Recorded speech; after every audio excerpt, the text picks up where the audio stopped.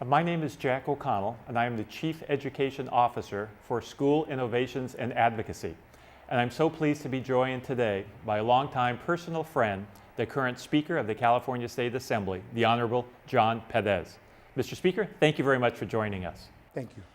Mr. Speaker, sometimes the educational community really feels as if they're alone, they're on an island, and that there isn't that strong advocacy organization or group or individual at the state capitol.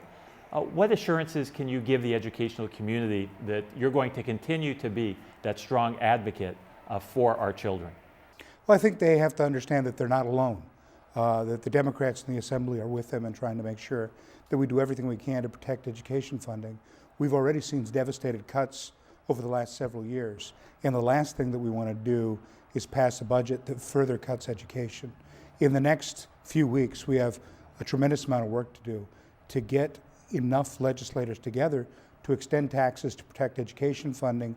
Just as we need to protect education funding, we've got to protect public safety and really protect the ability for us to recover the economy. Mr. Speaker, you're certainly well aware of all of the cuts that have been visited upon our schools. Fewer counselors, fewer librarians, fewer school nurses, a shorter school year, class size reduction, practically the elimination of summer school, longer bus rides.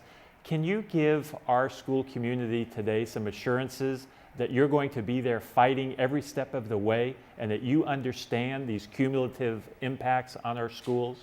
This budget is about a question of our values and what our collective values are and how they should be expressed through a budget. So we think that education funding is essential. And in order to have the level of funding that we need to extend the temporary tax increases that were passed in 2009. Anything short of that further shortchanges education. Absent those extensions, we lose about another $2 billion minimum in K through 14 education, something we just can't afford to do right now. Given the current economic situation in our state, do you believe we're going to be able to protect Proposition 98? I think we have to fight to protect 98, and again, the best way to protect 98 is to make sure that we have the revenue extensions in place, because it's two parts. One is what percentage of the budget goes towards education, but the second is how large that pie is. You can keep Prop 98 intact, but if the overall revenues that we're talking about are so low that we have to make programmatic cuts, that's not an acceptable outcome either.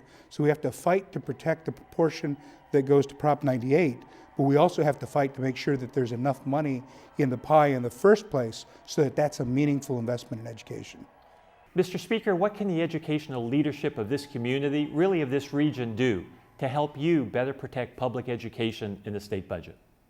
Don't wait for somebody to ask you your opinion. Get out there and get people engaged in this process.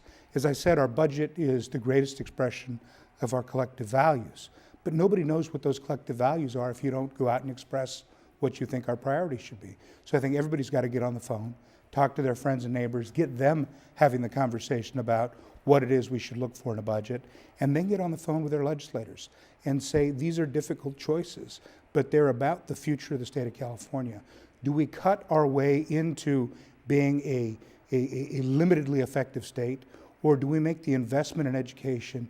Do we make sure that we hold true to the traditions of California that's invested in each successive generation's success? So folks have to get on the phone, call their friends, call their neighbors, and then collectively call their legislators and say, we need you to stand up for education. We need you to invest in the future. We need you to pass the revenue extensions so that we can have the funding necessary to adequately educate our young people and adequately prepare for the future.